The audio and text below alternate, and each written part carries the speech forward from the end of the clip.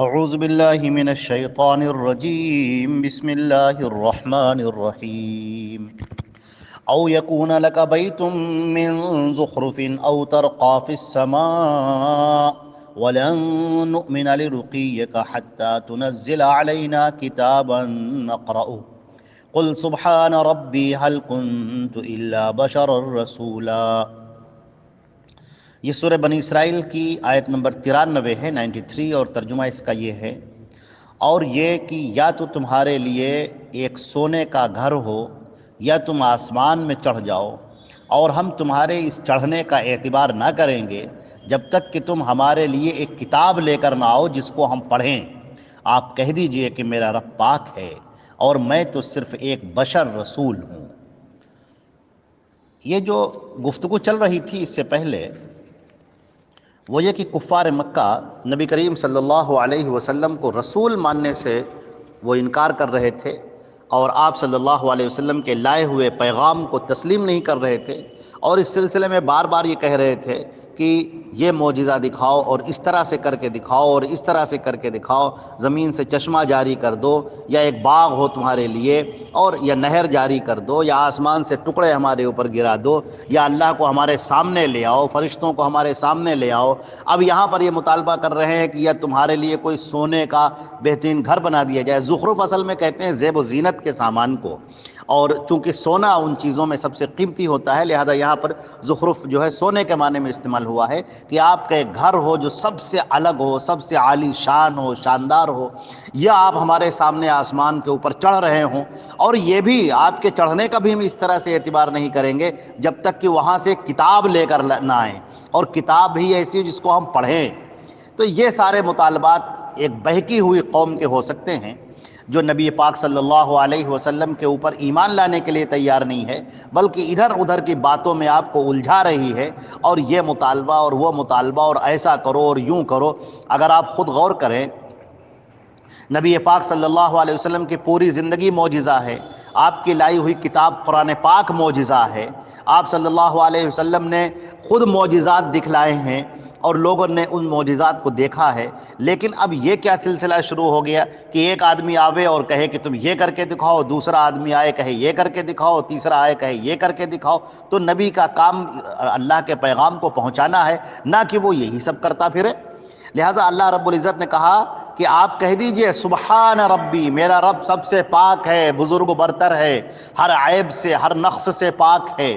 اللہ رب العزت نے تم پر مہربانی کی ہے، اللہ کی تم پر شفقت ہے، اس کا انعام ہے کہ اس نے تمہارے درمیان اپنے رسول کو بھیجا ہے، اور اللہ نے تمہیں بتایا ہے تمہاری زندگی کا مقصد کیا ہے، اللہ نے تم کو بتایا ہے کہ مرنے کے بعد تمہارا انجام کیا ہونا ہے۔ ذرا سوچو، رسول تو تم کو اللہ کا پیغام پہنچاتا ہے، لیکن تمہارا معاملہ یہ ہے کہ تم اس سے مطالبات کر رہے ہو کہ یہ کر کے دکھاؤ اور ایسا کر کے دکھاؤ اور یوں کر کے دکھاؤ۔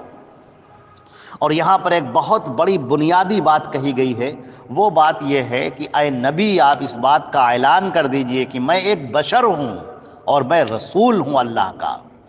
یہ بات کہنی اس لیے بھی ضروری تھی کیونکہ کبھی ایسا ہوتا ہے کہ جو اللہ کے رسول بھیجے گئے اس دنیا میں،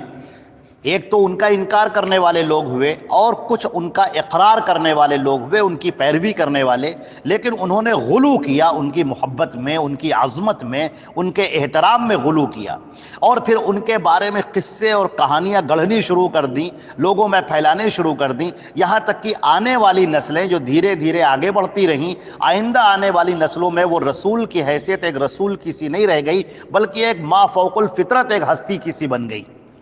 جیسے حضرت موسیٰ علیہ السلام کو اللہ نے نبی بنا کر بھیجا، رسول بنا کر بھیجا، لیکن ان کی قوم ان کی محبت میں اس قدر آگے بڑھی کہ ان کو اللہ کا سایہ قرار دینے لگی، ذل اللہ کہنے لگی، اور یہ کہنے لگی کہ اللہ موسیٰ کے اندر حلول کر گیا ہے، موسیٰ کے اندر اتر آیا ہے۔ اسی طریقے سے حضرت عیسیٰ علیہ السلام کو اللہ نے نبی بنا کر بھیجا، لیکن جو ان کے پیروکار ہیں، ان کے جو معتقدین ہیں، ان کی پیروی کرنے والے، ان کے سلسلے میں وہ غلو کرنے والے بن گئے، یہاں تک کہ انہوں نے کہا کہ عام انسانوں کے صف میں یہ کیسے شامل ہو سکتے ہیں، لہٰذا یہ نعوذ باللہ اللہ کے بیٹے ہیں، اس طرح کی بات انہوں نے کہی۔ تو یہ انسانوں کی ایک عجیب سی ذہنیت ہے کہ جب وہ کسی سے محبت اور احترام پر آتے ہیں تو اس کو بالکل بہت اونچا بنا دیتے ہیں، بشریت کی صف سے نکال دیتے ہیں، اور یہ باور کراتے ہیں کہ یہ انسانوں سے کہیں اوپر کی کوئی چیز ہے، ایک الگ ہی یہ مخلوق ہے اور ایک الگ ہی چیز ہے۔ یہی بات کفار مکہ کے دماغ میں بیٹھی ہوئی تھی۔ وہ اب حضرت ابراہیم کو، حضرت اسماعیل کو، یا اور دیگر جو پیغمبر ان کے درمیان میں بھیجے گئے جیسے صالح اور شعیب اور ہود اور لوط علیہ السلام، ان سب کے بارے میں ان کا ایک عجیب عقیدہ تھا، اور وہ ان کو ایک ما فوق الفطرت ہستی تصور کرتے تھے، اور ان کو لگتا تھا کہ وہ رسول تھے اور ان کے لیے بڑا مقام ہے، بڑا مرتبہ ہے، اور وہ عام انسانی صفوں سے ہٹے ہوئے ہیں۔ اسی لیے جب اللہ کے رسول صلی اللہ علیہ وسلم حضرت محمد مصطفیٰ صلی اللہ علیہ وسلم نے جب اپنی نبوت کا اعلان کیا تو یہ کفار اور مشرکین ان کی باتوں کو سمجھ نہ پائے، اور کہنے لگے کہ تم تو ہمارے ساتھ میں کھاتے ہو، پیتے ہو، اٹھتے ہو، بیٹھتے ہو، تم کیسے اللہ کے رسول بن سکتے ہو؟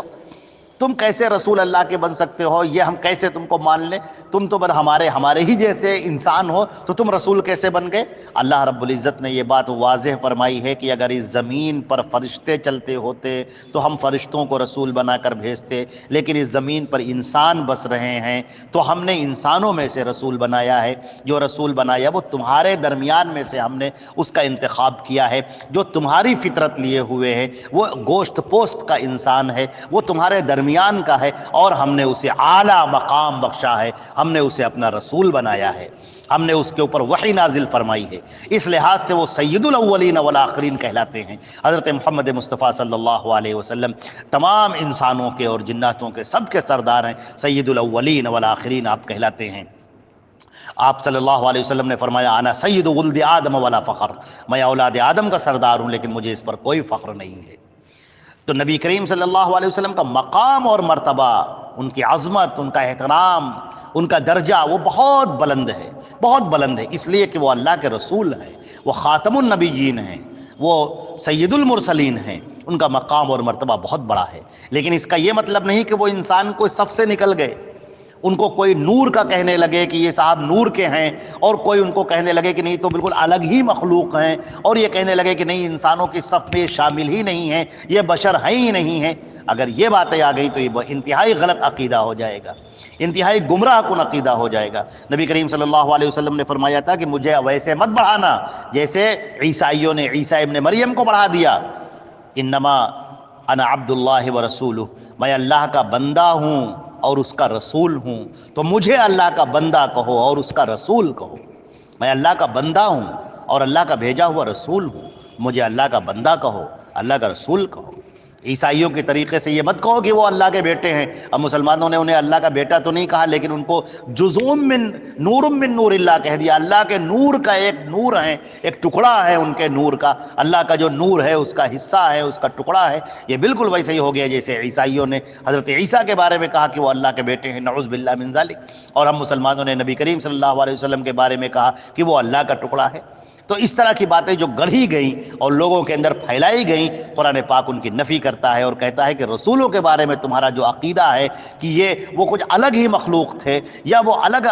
پورے انسانوں سے بالکل الگ تھے اور ان کی تخلیق الگ تھی، اور یہ بالکل غلط بات ہے، ایسا کچھ نہیں ہے۔ ہم نے جو بھی رسول بھیجے ہیں وہ تمہارے درمیان سے بھیجے ہیں، وہ انسانوں کے اندر سے ہم نے ان کو چن لیا اپنی رسالت کے لیے، اور اس کے بعد ان کے اوپر ہم نے وحی نازل کی۔ اب شریعت کے وہ بھی مکلف ہیں جیسے کہ تم مکلف ہو، اور پہلے مکلف شریعت کے وہی ہیں۔ نبی تم کو شریعت پر عمل کر کے دکھلاتا ہے۔ اب تمہارے سامنے کوئی حجت نہیں رہ سکتی، تم یہ نہیں کہہ سکتے ہو کہ ہم تو انسان ہیں اور تم تو انسان ہو نہیں، تم تو بشر ہو نہیں، تمہیں کیا معلوم کہ انسانوں کی کیا کیا ضروریات ہیں اور کیا کیا ان کی باتیں ہیں، تو شریعت پر عمل کرنا آپ کے لیے تو آسان ہوگا لیکن ہمارے لیے تو آسان نہیں ہے۔ نہیں، اللہ رب العزت انسانوں میں سے ہی نبی کو چنتا ہے اور اس کے اوپر اپنی وحی نازل کرتا ہے کہ وہ اللہ کے بندوں تک اللہ کا پیغام پہنچائیں اور اس شریعت پر سب سے پہلے خود عمل کر کے دکھائیں۔ اتبع ما اوحینا الیک، ہم آپ کی طرف ما اوحینا الیک، جو ہم آپ کی طرف وحی کر رہے ہیں اے نبی آپ اس کی پیروی کریں۔ تو نبی کریم صلی اللہ علیہ وسلم سب سے پہلے شریعت کے مکلف ہیں، اور اسی طریقے سے باقی تمام لوگوں سے کہہ دیا گیا ہے کہ تم نبی کی اطاعت کرو، اطیعوا اللہ واطیعوا الرسول، اللہ کی اطاعت کرو، اس کے رسول کی اطاعت کرو اگر تم کامیابی چاہتے ہو، تم فلاح چاہتے ہو۔ تو یہاں سے اس عقیدے کو بہت صاف کر دیا گیا ہے کہ خوب اچھی طرح سے سمجھ لو کہ میں جو ہوں وہ بشر ہوں، میں انسان ہوں، میں تمہاری طرح گوشت پوست کا انسان ہوں، میری رگوں میں بھی خون دوڑتا ہے جیسے کہ تمہاری رگوں میں دوڑتا ہے، اللہ نے مجھے بھی ویسے ہی بنایا ہے جیسے کہ تمہیں بنایا ہے، لیکن میں اللہ کا رسول ہوں، اللہ نے میرے اوپر وحی اتاری ہے۔ آگے چل کر اس کی بات کو اور زیادہ وضاحت کے ساتھ پیش کیا گیا ہے۔ اللہ رب العزت نے یہ بات بیان کی ہے کہ اگر اس زمین کے اوپر فرشتے چل رہے ہوتے تو ہم انہی میں سے رسول بناتے، لیکن چونکہ زمین پر انسان چل رہے ہیں لہذا ہم نے انسانوں میں سے رسول بنایا ہے، لہذا اس رسول کو جو ہم نے تمہارے درمیان بھیجا ہے اس کی اتباع کرو، اس کی پیروی کرو، ان کی بات مانو، ان پر ایمان لاؤ اور انہی کے طریقے پر چلو تو تمہاری نجات ہوگی، تو تم کامیاب ہوگے، اور اگر تم نے ان کا انکار کیا تو سوائے تمہاری بربادی کے اور رسوائی کے اور کچھ نہیں ہے۔ اللہ رب العزت ہم سب کو عمل کرنے والا بنے۔ والسلام علیکم ورحمۃ اللہ وبرکاتہ۔